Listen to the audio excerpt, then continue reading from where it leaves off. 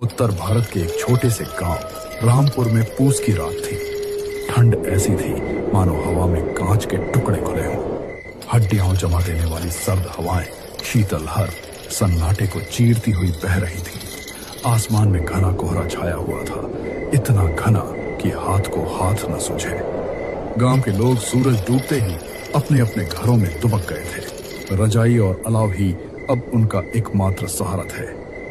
लेकिन गांव के चौराहे पर पीपल के पुराने पेड़ के नीचे एक टिमटिमाती लालटेन अभी भी जल रही थी। यह दीनू काका की चाय की दुकान थी। इतनी कड़ाके की ठंड में जब सांस लेने पर भी धुआं निकलता था, दीनू की दुकान पर दो लोग बैठे थे, बिरजू और मास्टर जी। दोनों ने खुद को कंबलों में अच्छी तरह लपेटा हुआ था।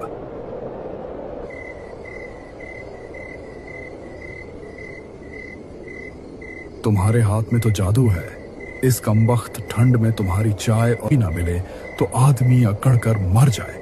बिल्कुल लाजवाब। अरे बिरजू भैया, ये सब तो ऊपर वाले की कृपा है। मैं तो एक मामूली इंसान हूं। पेट पालने के लिए 2 पैसे कमा लेता हूं और तुम लोगों को 2 घड़ी सुकून मिल जाता है। बस यही मेरी कमाई है। मास्टर जी ने अपनी चश्मे पर जमी भाप को साफ करते हुए कहा, दीनू, तुम बहुत मेहनती हो। जब तुम्हारे पिताजी का देहांत हुआ था तब तुम बहुत छोटे थे, पढ़ाई छोड़नी पड़ी, लेकिन तुमने हिम्मत नहीं हारी। अपनी माँ और छोटी बहन की जिम्मेदारी जिस तरह तुमने उठाई है वह आजकल के नौजवानों के लिए एक मिसाल है। दीनू की आंखों में थोड़ी नमी आ गई।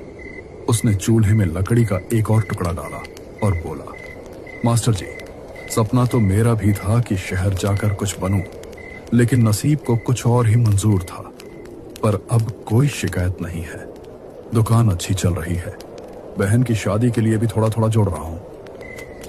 बाहर हवा का शोर बढ़ने लगा था।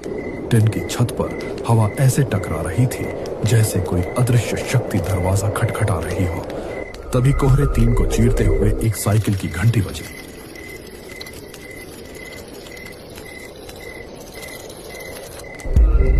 साइकिल स्टैंड पर लगाते ही वह दौड़कर चूल्हे के पास आया। बाप रे बाप, आज तो लगता है ठंड जान लेकर ही मानेगी। सूरज ने अपने जमे हुए हाथ आग के ऊपर करते हुए कहा, अरे आज तो महफिल पहले ही जमी हुई है, पर हमारे हरिहर काका कहाँ हैं? उनके बिना तो शाम की बैठक अधूरी लगती है। मास्टर जी ने कुल्हड़ में चाय की चुस्की लेते हुए कहा, अरे सूरज, तुम्हें नहीं पता? हरिहर काका तो परसों ही शहर गए हैं। कुछ जमीन जायदाद का काम था, वसीयत वगैरह बनवानी थी। कह रहे थे कि 2-4 दिन लगेंगे। बिरजू ने मायूसी से कहा, धत तेरे की, हरिहर काका नहीं है तो मजा किरकिरा हो गया। उनकी पुरानी कहानियों के बिना यह चाय हजम नहीं होती। सूरज बेंच पर बैठते हुए बोला, चलो कोई बात नहीं, आज मास्टर जी कोई किस्सा सुना देंगे। क्यों मास्टर जी? मास्टर जी हंसे, अरे भाई, मैं तो बच्चों को क ख ग घ पढ़ाता हूं।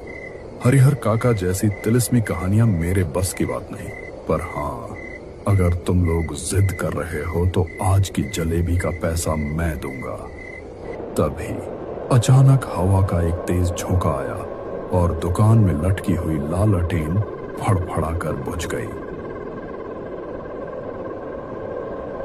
चारों तरफ खूब अंधेरा छा गया। सिर्फ चूल्हे की आग की हल्की लाल रोशनी बची थी, जो हवा में नाच रही परछाइयों को और डरावना बना रही थी। अरे दीनू, ये क्या हुआ? बिरजू की आवाज में घबराहट थी। जल्दी से दिया सलाई जलाओ, दीनू अंधेरे में टटोलते हुए बोला। माचिस तो मिल गई भैया, लेकिन लालटेन में शायद मिट्टी का तेल खत्म हो गया है। मैं दूसरा डिब्बा देखता हूं। तभी आसमान में जोरदार बिजली कड़की। रोशनी की उस कौंध में उन्होंने देखा पर कोई खड़ा है। तूफान का शोर बहरा कर देने वाला था। वो आकृति धीरे धीरे अंदर आई, पानी से सराबोर, हाथ में एक लाठी। दीनू ने माचिस चलाई और एक मोमबत्ती रोशन की। रोशनी जब उस चेहरे पर पड़ी तो सब चौंक गए। अरे हरिहर काका, मास्टर जी ने हैरानी से पूछा। आप तो शहर गए थे ना, और इस तूफान में इतनी रात को यहां कैसे? हरिहर काका का चेहरा पीला पड़ा हुआ था, बिल्कुल सफेद।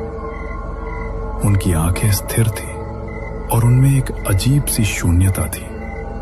हरिहर काका ने भारी और गूंजती हुई आवाज में कहा, हाँ, मैं शहर से ही आ रहा हूं। रास्ते में तूफान आ गया, घर जाने की हिम्मत नहीं हुई, सोचा दीनू की दुकान पर ही रुक जाऊं। हरिहर काका धीरे धीरे चले। उनके चलने की कोई आवाज नहीं आ रही थी। वे बेंच के कोने पर बैठ गए। दीनू ने चाय का गिलास उनके हाथ में दिया। माहौल को थोड़ा हल्का करने के लिए सूरज बोला, काका, अब आप आ ही गए हैं और बाहर मौसम भी कयामत का है, तो एक बढ़िया सी भूतों वाली कहानी सुना दीजिए। उसके बिना ये रात नहीं कटेगी। हरिहर काका ने अपनी लाल होती आंखों से सबको देखा। भूतों की कहानी सुननी है? अच्छा, तो आज मैं तुम्हें एक सच्ची घटना सुनाता हूं जो मेरे साथ घटी थी। बहुत साल पहले नहीं, बल्कि इसी जन्म में। सब लोग सांस रोक कर सुनने लगे। बाहर हवा की साएं साएं और तेज हो गई थी। हरिहर काका ने बोलना शुरू किया। यह बात तब की है जब मैं अपनी ननिहाल गया हुआ था। वहां एक पुरानी हवेली थी जिसे भूल भुलैया कहा जाता था। लोगों का कहना था कि वहां अमावस की रात को एक साया भटकता है। मैं तब जवान था, खून गर्म था। मैंने शर्त लगाई और उस हवेली में रात बिताने चला गया। रात के 12 बजे होंगे।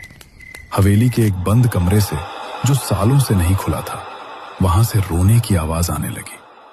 मैं डरते डरते वहां गया। मैंने देखा कि कमरे के कोने में एक बूढ़ा आदमी जमीन पर बैठा है। उसके शरीर पर अनगिनत घाव थे। वो अपनी ही जमीन की मिट्टी को मुट्ठी में भींच रहा था। काका की आवाज भारी होती जा रही थी, जैसे पाताल से आ रही हो। मैंने पूछा, बाबा, आप कौन हैं? उसने मेरी तरफ देखा।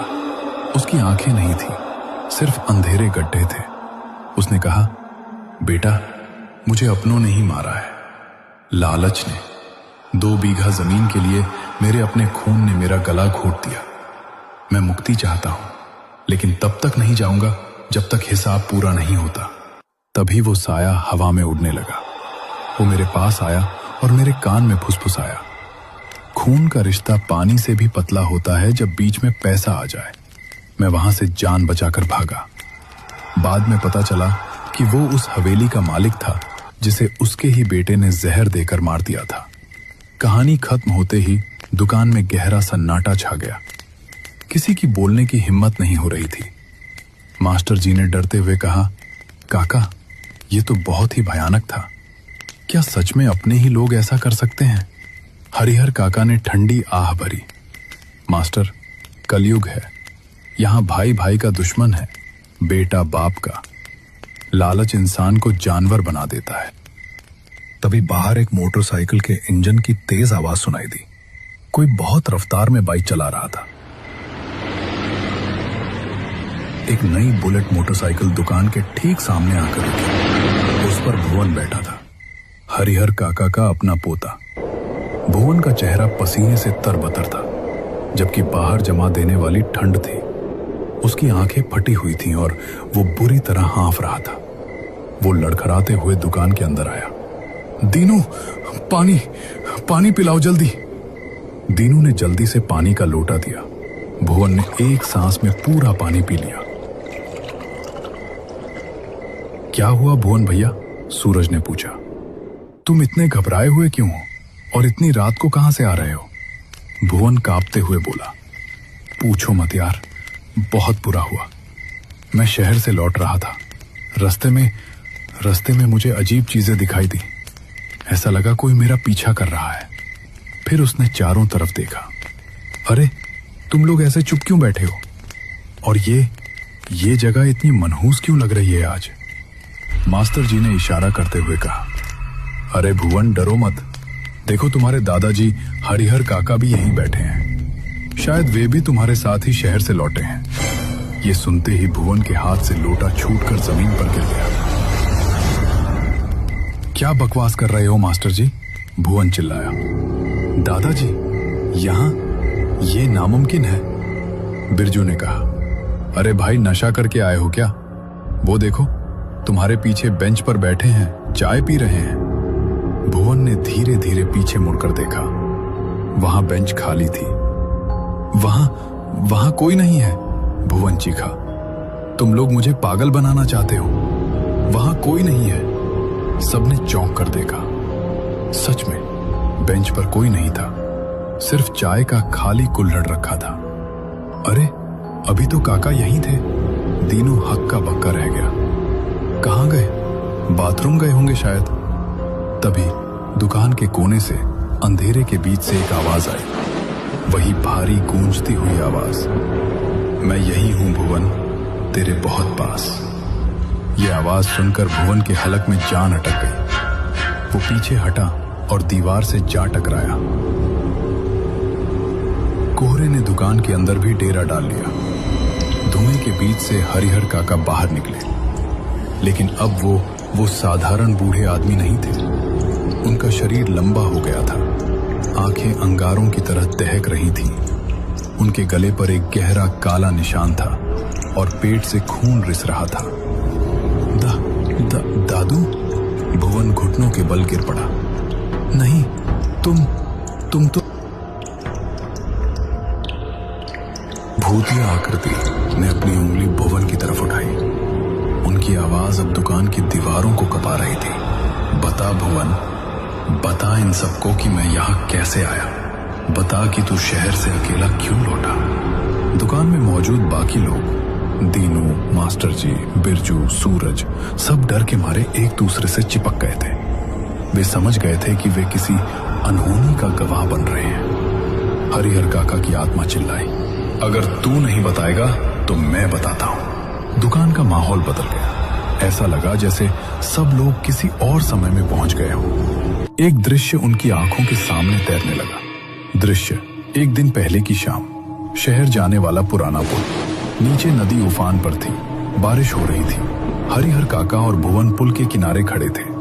भुवन बेटा, वसीयत में मैं आधी जमीन तुम्हारे पागल चाचा, जो मानसिक रूप से बीमार था, के नाम कर रहा हूं। उसके पास कोई सहारा नहीं है, तुम्हारे पास तो सब कुछ है। भुवन का चेहरा गुस्से से लाल हो गया था। क्या? उस पागल को आधी जमीन? कभी नहीं। मैंने उस जमीन के लिए सौदे कर रखे हैं। मुझे पैसे चाहिए दादू, मुझे शहर में बिजनेस शुरू करना है। नहीं बेटा, लालच मत करो, वो तुम्हारा चाचा है, तो फिर तुम नहीं रहोगे। भुवन ने अपनी जेब से एक बड़ा चाकू निकाला था। भुवन, ये क्या कर रहा है? काका पीछे हटे। भुवन ने बिना किसी दया के चाकू अपने दादा के पेट में घोंप दिया। एक बार नहीं, कई बार। मर बुड्ढे, मर। हरिहर काका खून से लथपथ होकर गिर पड़े। भुवन ने काका के बेजान शरीर को उठाया और उफनती नदी में फेंक दिया। जा, अब नदी में सड़, जमीन अब मेरी है। दृश्य समाप्त। वापस चाय की दुकान में भुवन पागलों की तरह रो रहा था। माफ कर दो दादू, मुझसे गलती हो गई। मुझे लालच ने अंधा कर दिया था, मुझे मत मारो। हरिहर काका का विकराल रूप अब और बड़ा हो गया था। माफी? काका हंसे और वो हंसी बादलों की गरज जैसी थी। गलती की माफी होती है भुवन, गुनाह की नहीं। तूने सिर्फ मुझे नहीं मारा, तूने विश्वास का कत्ल किया है। तूने उस बेसहारा चाचा के हक को मारने की कोशिश की। आज न्याय होगा। जो तूने बोया है वही तू काटेगा। भुवन ने भागने की कोशिश की। हरिहर काका ने अपना हाथ बढ़ाया। एक अदृश्य शक्ति ने भुवन को हवा में उठा लिया। भुवन हवा में हाथ पांव मार रहा था, उसका दम घुट रहा था। छोड़ दो मुझे, छोड़। भुवन की आवाज घुरघुराहट में बदल गई। मेरी जमीन तुझे चाहिए थी ना, अब तुझे वही जमीन मिलेगी, हमेशा के लिए। एक तेज रोशनी हुई और भुवन का शरीर जोर से जमीन पर पटका गया। तूफान अपनी चरम सीमा पर था। लालटेन का कांच चकनाचूर हो गया। दीनू और बाकी लोग डर के मारे बेहोश हो गए। पर जब अगली सुबह हुई तो तूफान थम चुका था। सूरज की हल्की किरणें कोहरे को चीरने की कोशिश कर रही थी। दीनू, मास्टर जी और बाकी लोगों को होश आया। वे सब दुकान के फर्श पर पड़े थे। उन्हें लगा कि शायद उन्होंने कोई बुरा सपना देखा है। उफ, सर फट रहा है, बिरजू ने उठते हुए कहा। क्या हुआ था रात को? तभी मास्टर जी की नजर दुकान के बाहर पड़ी। हे भगवान! दुकान के ठीक सामने कीचड़ में भुवन की लाश पड़ी थी। उसका चेहरा डर से विकृत हो चुका था, आंखें फटी हुई थी और सबसे खौफनाक बात, उसके गले पर ठीक वैसे ही निशान थे जैसे किसी ने उसे लोहे की पकड़ से दबाया हो। कुछ ही दूरी पर पुलिस जीप की सायरन सुनाई दी। पुलिस को नदी के किनारे कुछ मील दूर एक मछुआरे के जाल में हरिहर काका की लाश मिली थी। पोस्टमार्टम रिपोर्ट में आया कि उनकी मौत 2 दिन पहले ही हो चुकी थी, चाकू के घावों से। मास्टर जी ने कांपते हुए कहा, तो कल रात जो हमारे साथ बैठा था वो हरिहर काका की आत्मा थी। वे अपने हत्यारे को सजा देने और हमें ये बताने आए थे कि न्याय होकर रहता है। उस दिन के बाद से रामपुर के लोग अंधेरा होने के बाद उस दुकान के पास से गुजरने से डरते थे, लेकिन दीनू ने दुकान बंद नहीं की। वो हर शाम पहली चाय का प्याला निकालकर उस खाली बेंच पर रख देता था, हरिहर काका की याद में। और कहते हैं कि आज भी कड़ाके की ठंड और कोहरे वाली रातों में अगर कोई उस रास्ते से गुजरे तो उसे चाय की दुकान से 2 लोगों के हंसने और बात करने की आवाज आती है, भले ही दुकान खाली हो।